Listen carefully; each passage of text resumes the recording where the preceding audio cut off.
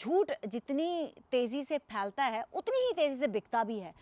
उसकी prime example हमारे former prime minister जो हैं वो इमरान खान साहब ने कही थी कि एक तो ये लोग जो है ना वो पढ़े लिखे नहीं हैं और दूसरा ये सीखना भी नहीं चाहते। आप तहरीक इंसाफ के लोगों की ही बात कर लें कि जितना झूठ, जितना शर और जितना फसाद इनको बेचा जाए, ये उसी तरह से आंखें बंद करके उसको ख़रीद लेते हैं। अब एक ऐसा केस जो 2 दिन कबल हुआ, वहाँ पर शाहीन सबाई जो एक बहुत ही बुज़ुर्ग हैं, मेरे ख़्याल से इतने बुज़ुर्ग हैं कि अब उनको अपनी बातें भी याद नहीं रहती कि उन्होंने बोला क्या है। उनको ये भी नहीं पता चलता कि कब कहाँ क्या हुआ। वो इतनी फ़ुरवानी से झूठ बोलते हैं कि उनको अपने झूठ बोलने पे ज़रा रत्ती बराबर भी है वो शर्मिंदगी भी नहीं होती।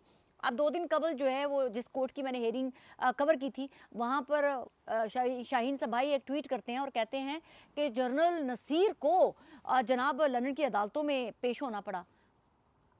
इतना दिन दिहाड़े इतना ब्लंटली झूठ बुज़ुर्गों के मुंह से सुन के तो तौबा तौबा तौबा तौबा तौबा तौबा।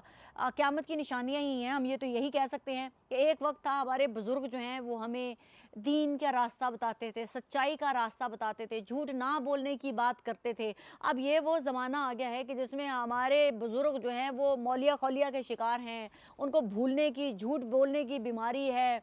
याद उनको कुछ रहता नहीं, जो दिल में आता है वो घड़ के पेश कर देते हैं। जो शख्स लंदन में मौजूद ही नहीं था, उस अदालत में भी मौजूद नहीं था, उसका नाम लिख के ट्वीट कर दिया जाता है और कह दिया जाता है कि देखें कितनी बड़ी विक्ट्री हो गई। अरे देखें एक जर्नल, वो जर्नल बेचारा अपने घर बैठा हुआ है और उसको लंदन में अदालत में बिठा के इन्होंने ओवरसीज़ पाकिस्तानियों में, बल्कि पाकिस्तान में बैठे हुए इंसाफियों को पेश किया, उन्होंने मनोमन खा लिया और फिर साथ ही दूसरे सांस में एक रिक्वेस्ट करते हैं कि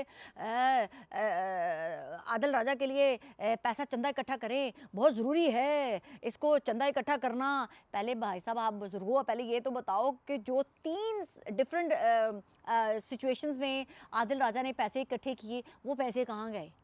क्योंकि पैसा तो कहीं नहीं जा रहा, ना वो किसी सोलिसिटर को दे रहा है। अब एक और मैं आपको आज एक बड़ी ही अहम चीज़ प्रूफ के तौर पे दिखाने लगी हूँ, क्योंकि अब कल एक बात उन्होंने फैलाई गई कि अभी तक आदिल राजा ने नहीं, ब्रिगेडियर राशिद ने पैसे देने थे। 23 दे चुका हूँ, 13 मज़ीद देने हैं, ठीक है। We have already paid. देखा, अब वो ये नहीं आप लोगों को बता रहा कि ये 23,000 उसने कौन सी किस के वकीलों को और किसकी फर्म को पे की है।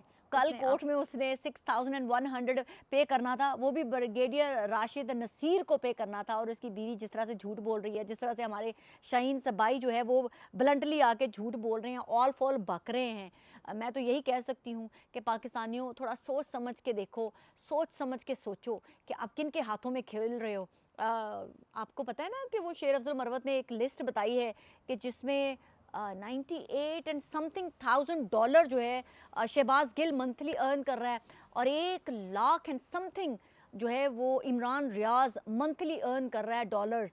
तो आप सोचें कि जिसको 3-4 करोड़ रुपया एवरी मंथ घर बैठे अर्न कर रहे हैं और उसके बाद जो बाकी टिकटॉक से कमा रहे हैं, फेसबुक से कमा रहे हैं और पता नहीं हर प्लेटफॉर्म पे पैसे कमा रहे हैं, वो इमरान खान के लिए पैसे कमा रहे हैं, वो इमरान खान के लिए लड़ रहे हैं। भाई वो अपने घर बार बना रहे हैं और आप बेचारे गरीब मजदूर जो कोई 50 पाउंड कमाता है, जो कोई पता नहीं इलीगल तरीके से रह रहा है, किस तरह से मेहनत कर रहा है, आप लोगों से छीना जा रहा है, आप लोगों से चंदे की सूरत में। आपको लगता है कि आप व्यूज़ दे रहे हैं, व्यूज़ नहीं दे रहे, आप उनको कंट्रीब्यूट कर रहे हैं अपनी तरफ से। वो पैसा उनको जो यूट्यूब्स की सूरत में मिलता है और वो डॉलर्स में अयाशी कर रहे हैं और आपका लीडर अभी तक जेल में पड़ा हुआ है, उसको कोई फ़ायदा नहीं हो रहा। एंड मैं आपको फिर जाते जाते एक बात कहूँगी कि शाहीन सबाई जैसे बूढ़े लंगड़े घोड़े जो आपको झूठ बेच रहे हैं और बल्ला